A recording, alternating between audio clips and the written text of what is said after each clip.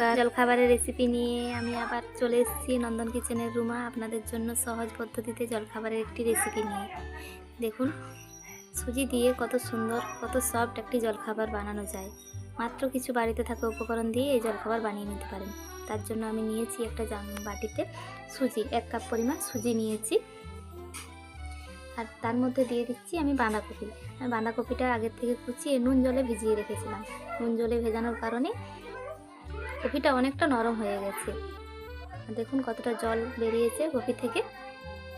দেখুন নুন জলে ভিজিয়ে নিয়েছিলাম নরম হয়ে যাওয়ার জন্য।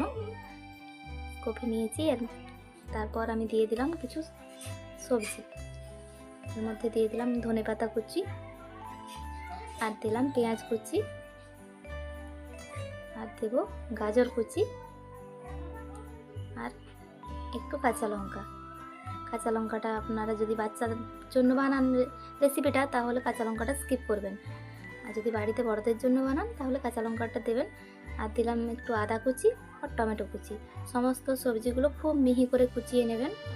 এটা তো আমি তাওয়াতে ভাজবো, তো তাহলে ভালো সেদ্ধ হওয়ার জন্য আমি খুব ভালো করে গ্রেট করে নিয়েছি। এরপর অল্প অল্প জল দিয়ে আমি একটা গ্রেভি বানিয়ে নেব। বেটার বানিয়ে নেব, গ্রেভি নয়। এর মধ্যে দিয়ে দিচ্ছি লবণ, জিরে গুঁড়ো, লঙ্কার গুঁড়ো, চিনি, স্বাদের জন্য আমি দিয়েছি চিনিটা। সব কিছু আবার ভালো করে মেখে নেব। আমি যে কাপে সুজি নিয়েছি সেই কাপেই আমি পরিমাণ করে 1/2 কাপ ময়দা দিলাম। সব কিছু ভালো করে মেখে নেব।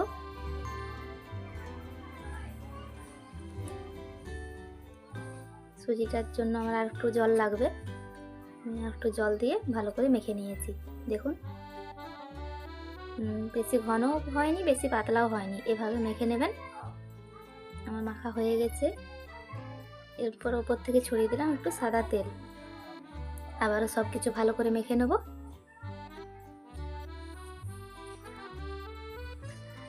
সব কিছু ভালো করে মেখে নিয়েছি।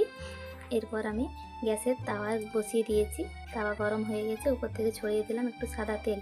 তেলটা পুরো কড়া তাওয়াতে আমি ভালো করে বুলিয়ে নিয়েছি।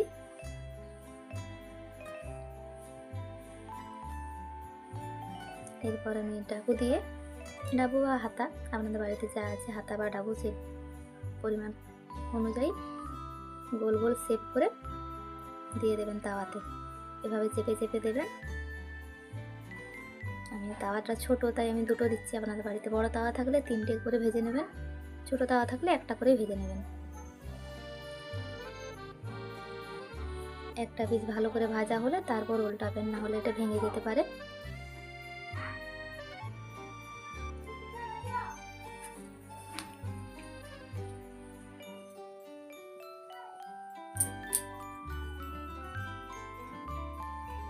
একটা পিস ভালো ভাজা হয়ে গেছে, আমি উল্টিয়ে দিয়েছি।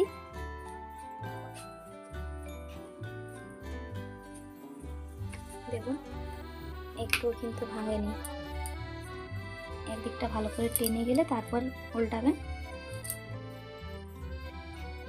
এভাবে চেপে চেপে ভালো করে ভেজে নেবেন। খুব সহজেই বাড়িতে বানিয়ে নিতে পারেন, ছোট বড় সবারই জন্য জলখাবার।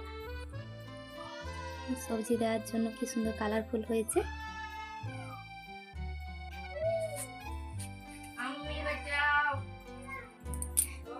দেখুন আমার এগুলো ভাজা হয়ে গেছে।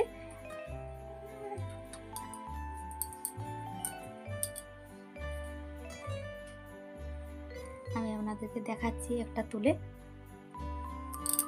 দেখুন কি সুন্দর রংটা এসছে। এরপর আমি এই পদ্ধতিতে বাকি সবগুলো ভেজে নেব। আমার সব হয়ে গেছে ভাজা।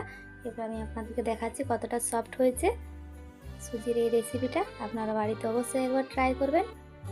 ছোট বড় সকলেরই প্রিয় জলখাবার, খুব সহজে বাড়িতে বানিয়ে নিতে পারেন। বাড়িতে থাকা কিছু উপকরণ দিয়ে আপনারা বানিয়ে নিন এরকম একটি সহজ জলখাবার। রেসিপিটি ভালো লাগলে লাইক, কমেন্ট, শেয়ার করবেন। ভিডিওটি দেখার জন্য ধন্যবাদ।